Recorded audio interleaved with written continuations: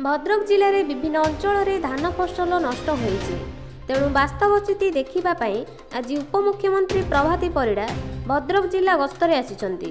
प्रथमे उपमुख्यमंत्री भद्रक जिला धामनगर ब्लॉकर अधीन भगवानपुर पंचायत को जाइथिले। उपमुख्यमंत्री आसुथिबार खबर पाई रास्ता रे गजाधान धरी ठिया होइथिले चाषी। अटकी जाइथिले प्रभाती परिड़ा। तांकू देखि भो भो ही कांदुथिले चाषी। तेणु सेठारे से धान जमी वास्तव स्थिति देखा सहित क्षतिग्रस्त चाषी सहित आलोचना करथिले। एपरिक चाषी को उचित क्षतिपूरण दियाजिबो बोली कहिसेंति से। जिलार वरिष्ठ और विभागीय अधिकारी उपस्थिति रे ग्राउंड रे स्थिति परिचंती उपमुख्यमंत्री। पर जिलार क्षति क्षय नहीं समीक्षा करा जिवो बोली कहिसेंति उपमुख्यमंत्री। भद्रक जिलार तारिक हुसैन को रिपोर्ट, टाइम्स ऑफ कलिंग। जो माने ए काम रे आगरु लागिचंती से माने अछंती एवं विधायक भद्रक भी साथरे अछंती। आमे दुईटी ब्लॉक धामनगर और बंत ब्लॉक रो भगवानपुर, बालिकिरी, जयकृष्णपुर, अनारपुर 46 को आमे चाष खेत को विजिट करिछु।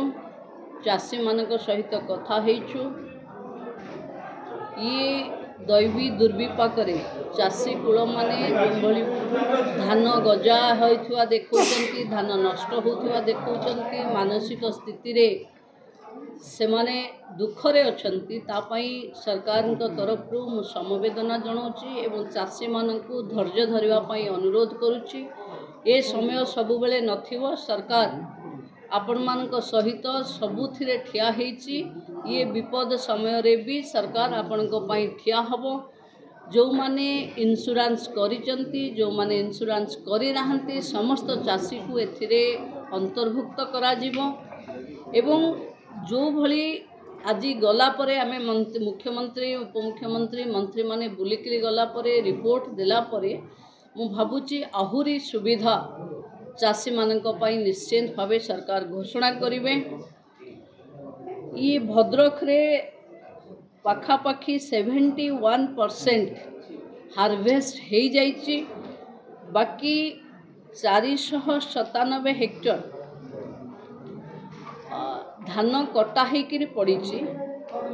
तेणु क्षय क्षतिर आकलन रिपोर्ट गत काली सुधा जहाँ जीव ता उपरे चाषी मानकु जहाँ सरकार घोषणा करिछि आमे सहायता दबु।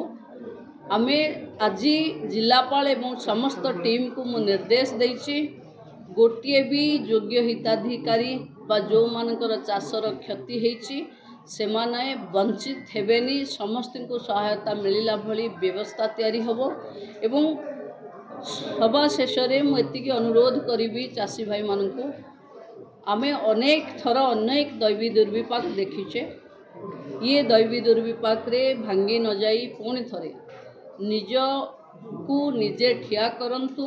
सरकार प्रशासनिक अधिकारी माने समस्ते तांको पाखे पहुँचे। लोकंक सरकार रे लोकंक पाखरे सरकार अच्छी। जहाँ समस्या आसीबो आपण माने जो नंबर दिया हेची फसल बीमा पाई बा कंप्लेन करबा पाई सेथिरे कंप्लेन करंतु। एबे जो 48 घंटा 72 घंटा कहा होथिला आसंता काली जाए आपण माने ताधरे रजिस्ट्रेशन भी करि परिबे। तेणु मु भाबुची जो बंधु माने अन्य चाषी माने रजिस्ट्रेशन करि नाहंती बोली अनुभव करूचंती गाँव रे समस्त को समस्ते सहयोग करबा पई मु अनुरोध करुच्ची। आमर सीएसएस स्टाफ जो मिशन शक्ति अच्छी गाँ गंडारे अच्छी मु सबु भौणी मान को अनुरोध करुच्ची चाषी कूल को यही समय रे आमर साहाय्य आवश्यकता अच्छी। आमे समस्ते तांकु केमती एनरोल करी हबो केमती बीमा रे एनरोल करी हबो ता सहित तांकु साहाय्य करबा कथा। समस्त को धन्यवाद।